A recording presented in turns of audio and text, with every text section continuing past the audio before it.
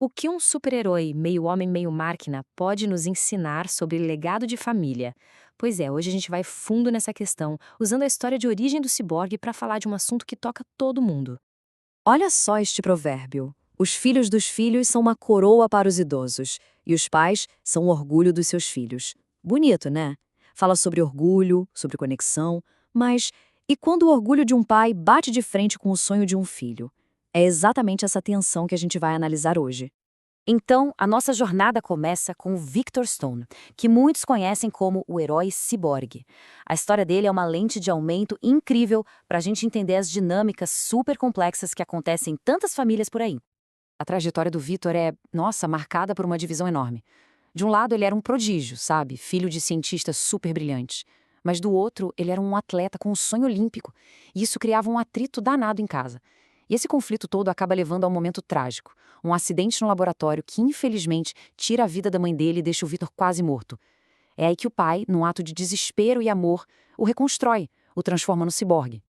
Só que a história do Victor vai muito além da origem de um super-herói. Ela joga uma luz sobre um dilema universal, um que talvez muita gente já tenha vivido. Aquela tensão que aparece quando os planos dos pais não são os mesmos sonhos dos filhos. E aqui a gente vê o conflito bem desenhado. De um lado, o plano dos pais, que o Vitor virasse cientista, seguisse os passos deles. Do outro, o sonho do Vitor, ser um atleta olímpico, criar o próprio caminho. Essa divergência é o coração de tantas discussões em família, não é mesmo? E isso tudo levanta uma pergunta essencial que o material que a gente está analisando nos ajuda a pensar. Por que será que, tantas vezes, os filhos parecem querer qualquer coisa, menos seguir a carreira dos pais? Para a gente tentar entender essa questão, a gente precisa cavar um pouco mais fundo, sabe? Tentar achar a raiz dessa desconexão entre gerações. E a explicação que a fonte nos dá é bem reveladora.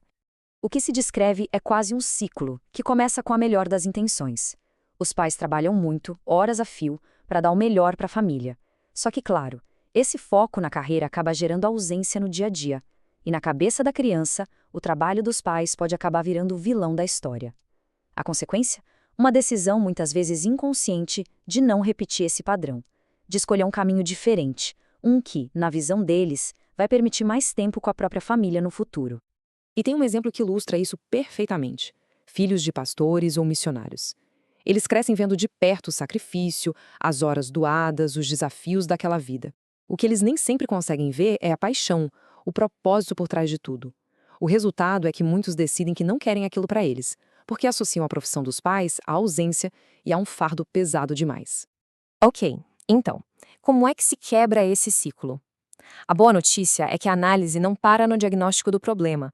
Ela também traz conselhos bem práticos, tanto para os pais quanto para os filhos, para tentar construir uma ponte sobre essa divisão. A fonte oferece uma orientação para os dois lados da moeda.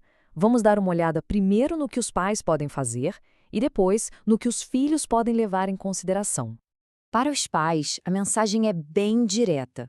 O ponto principal é: a família precisa vir em primeiro lugar. O tempo com os filhos é um presente que não volta. É um lembrete forte de que o maior legado que se pode deixar não é o profissional ou o financeiro, mas sim o tempo e a presença que a gente investe em quem a gente ama. Já para os filhos, o conselho é um convite para olhar além da superfície, para tentar valorizar o esforço e o sacrifício dos pais, e entender a importância de continuar o legado da família. A sugestão é uma reflexão. Antes de simplesmente descartar um caminho, será que não existe um valor em continuar a história que eles começaram?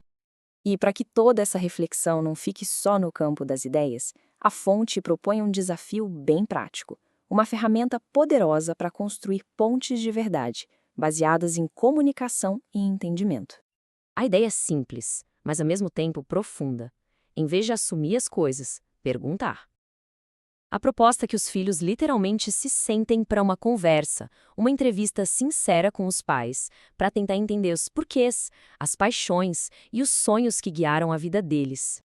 Perguntas como vocês se conheceram ou o que levou vocês a escolherem essa profissão podem abrir portas para histórias incríveis de amor, de carreira, de propósito. Entender o porquê por trás das escolhas dos pais pode mudar completamente a forma como um filho enxerga o próprio legado e o futuro que quer construir. E a gente termina com essa reflexão.